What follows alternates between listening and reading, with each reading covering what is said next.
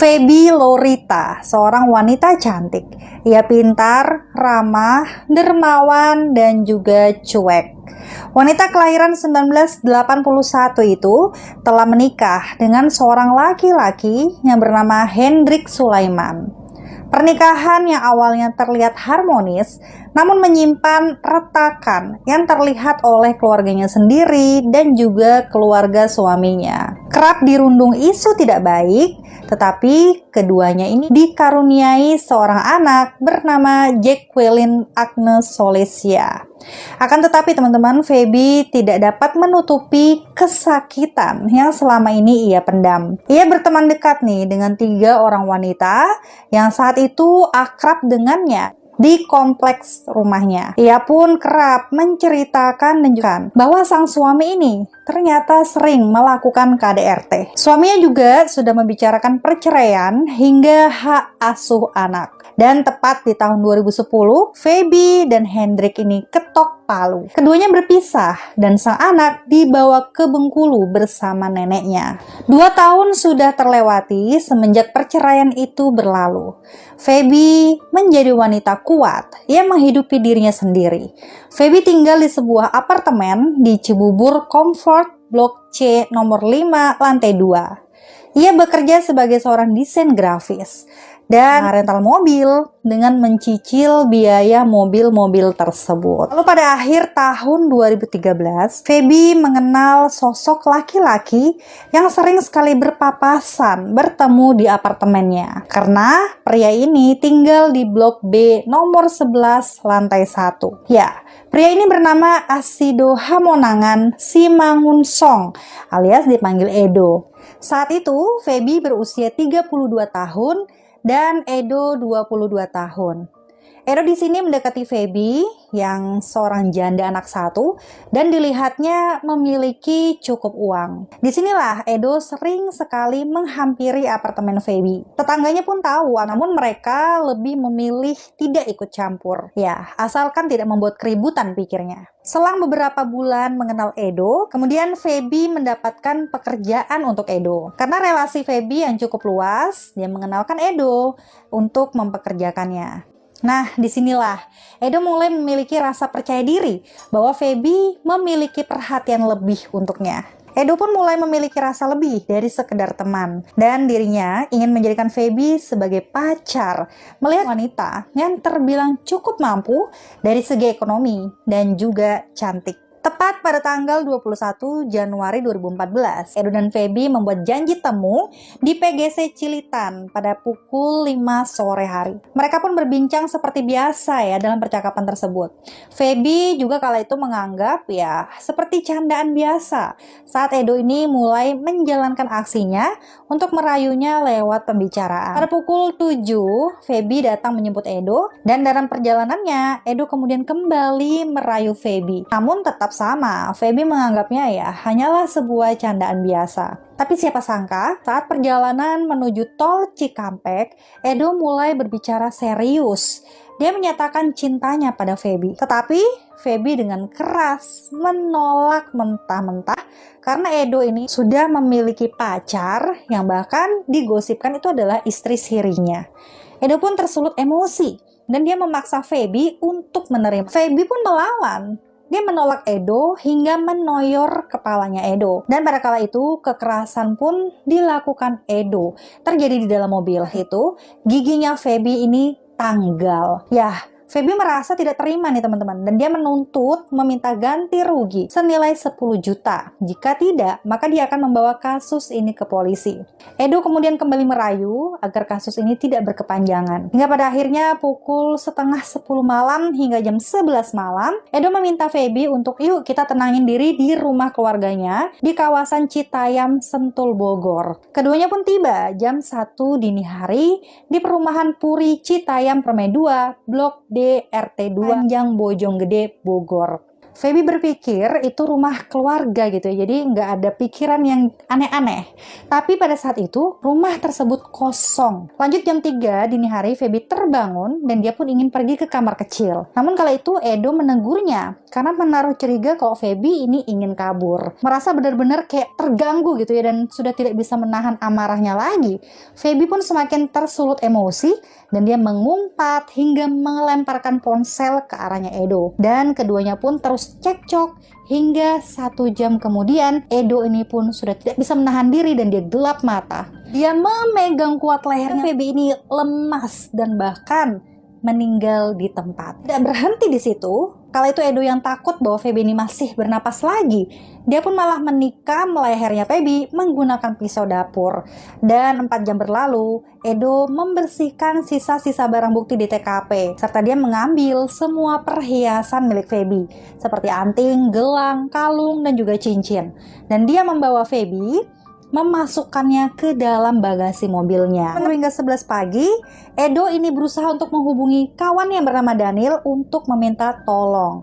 Nah, karena tidak kunjung bertemu gitu ya dengan Daniel, dia pun lantas menjual sendiri perhiasan milik Feby di pasar Pondok Gede. Dan dia sempat nongkrong gitu ya, minum kopi dengan santai. Lalu kemudian dia pulang lagi ke apartemen menggunakan mobil milik Feby. Dan pada keesokan harinya teman-teman, sekitar jam 1 siang, Edo ini tiba di apartemen dan dia memarkirkan mobilnya lalu beristirahat. Tubuh Feby dia tinggalkan di dalam bagasi mobil tersebut. Lalu jam 2 hingga jam 9 malam, Edo ini terbangun dari tidurnya. Dia menggunakan mobil Nissan March yang masih ada tubuhnya Feby itu. Dia pun berkeliling ya sambil mencari temannya bernama Daniel tadi. Nah, diketahui Daniel ini merupakan temannya yang bekerja sebagai seorang supir angkot di tempat mangkal Mikrolet M28. Ya, setelah berkeliling hingga malam hari, dia melihat ada banyak razia. Dia pun ketakutan. Hingga pada akhirnya jam 10 malam tidak kunjung bertemu Daniel. Edo pun melanjutkan untuk kembali pulang ke apartemennya jam 11 malam. Dan keesok kembali nih di tanggal 24 Januari 2014 jam 1 pagi dini hari, Edo keluar dari kamarnya dan dia pergi ke kamar Feby. Lalu dia mencuri TV plasma 40 in dan juga CPU komputernya Feby. Nah, setelah itu dia pun kembali tidur. Lalu jam 7 pagi harinya ya, kekasihnya Edo itu datang mengunjungi Edo. Ya, tanpa ada rasanya. Keduanya bahkan menjual handphone milik Feby di siang harinya menggunakan taksi ke ITC Depok. Dan juga membawa TV serta CPU komputernya tadi. Nah, kemudian dilanjut mengantarkan sang kekasihnya ini ke rumah orang tuanya di Sawangan Depok. Lalu keduanya pun kembali lagi ke apartemen. Nah, malamnya, ini lama banget ya prosesnya nih ya teman-teman memang. Jadi malamnya lagi sekitar jam 6 sore gitu ya, Edo ke apartemen, mengambil mobil dan juga mencari Daniel di Pondok Gede. Nah, 3 jam berlalu Edo akhirnya bertemu dengan Daniel di tempat tongkrongannya ya. Lantas pada saat itu Edo pun berbohong. Dia mengaku telah menabrak seorang wanita hingga meninggal. Dan kala itu tubuhnya berada dalam bagasi gitu ya. Pergi mengendarai mobil dan Daniel menjadi driver. Niat keduanya ini ingin membuang tubuhnya Feby ke tempat yang aman. Mereka berputar-putar keliling kota ya. Di daerah Bekasi, Depok, lalu kembali lagi ke Pondok Gede. Karena ketakutan semakin malam gitu ya, tapi semakin banyak razia. Daniel membawa kembali mobil itu ke arah Pondok Gede untuk mengambil motor. Pada pukul 1 hingga jam 2 dini hari, Daniel mengambil motor sementara Edo menunggu di jalan raya dekat rumahnya Daniel. Dan Daniel telah membawa untuk mencopot aki dan mengisi bensin motor. Dan setengah jam kemudian, Edo pun mengendarai mobil dan juga Daniel mengendarai sepeda motor tiba di BKT Duren Sawit. Dan dia berencana untuk membuang tubuh itu di kali dekat situ. Namun teman-teman, niat itu kembali diurungkan karena ternyata ada petugas yang sedang berpatroli malam itu. Pagi hari pun ya sekitar jam 4 subuh, keduanya pun mengarah ke TPA dan mereka memutuskan untuk memarkir mobil itu. Lalu mereka turun dari mobil dan membuka kap mobil serta mengambil aki mobil tersebut dibantu oleh Daniel. Kemudian langsung nih mereka pergi ke rumah Daniel untuk mengambil koper, lalu menuju kembali ke apartemen Comfort Cibubur. Aki mobil Feby itu ternyata dipasangkan di mobil Xenia yang akinya ini rusak. Nah, lalu jam 6 pagi Edo pun langsung ke rumah kakak anaknya di daerah Lubang Buaya Cipayung, Jakarta Timur menggunakan Xenia dan juga sepeda motor. Ditemani oleh Daniel, Edo dan kekasihnya ini pun menuju ke Cilitan naik angkot jurusan Kampung Sawah, Buaran, Pondok Gede. Lalu berpindah dari angkot M28 jurusan Pondok Gede Cilitan. Jam setengah 10 pagi, Edo dan kekasihnya ini sampailah di Cilitan dan dia pergi ke Pool Bus Medan Jaya yang berada di seberang kantor BKN Keramat Jati, dan mereka pun kabur pergi ke kota Medan, Sumatera Utara. Nah, begitulah teman-teman, Edo kabur ke tempat kakeknya dan juga opungnya. Namun, kala itu bau busuk ya sudah pasti tercium. Warga mencurigai mobil yang terparkir selama lebih dari 3 hari di TPU itu. Dan hingga ia mencium bau tidak sedap dan juga muncul banyak belatung nih teman-teman.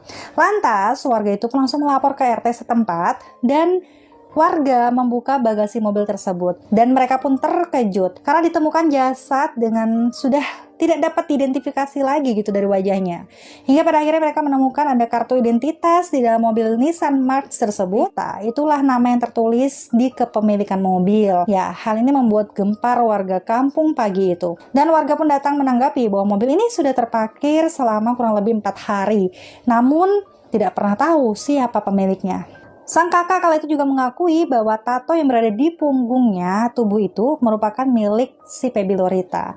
Dan jadi penyelidikan ya, mulai dari mantan suami, sanak saudara, dan bahkan pemilik apartemen yang dia tinggali juga ikut diperiksa. Hingga dugaan itu pun muncul saat tetangga Feby mengakui bahwa dirinya ini sering melihat Edo itu mengunjungi apartemennya Feby. Namun teman-teman, Edo dan istrinya ini ya sudah tidak ada kabarnya lagi di situ gitu kan. Dan hingga dugaan menguat saat harta Feby ini juga hilang, bukan hanya di badan melainkan di dalam apartemennya juga raib dihabisi oleh Edo. Dan pengejaran pun dilakukan hingga ke Medan nih teman-teman. Edo sempat bersembunyi berjam-jam dengan istri, dan ketika keluar ia terus berdalih dan tidak mau mengakui apa yang telah dia perbuat. Hingga akhirnya dia dibawa ke Jakarta, dan setelah berjam-jam pun akhirnya dia mengakui dia sakit hati karena dia tidak diterima cintanya oleh Feby. Nah, persidangan terus berlanjut hingga berkali-kali kuasa hukum Feby enggan untuk menutup kasus ini. Hingga Edo dan Daniel akhirnya mendapatkan hukuman yang setimpal. Setahun berlalu hingga pada Oktober 2014, Edo pun dinyatakan bersalah dan menerima hukuman 20 tahun penjara.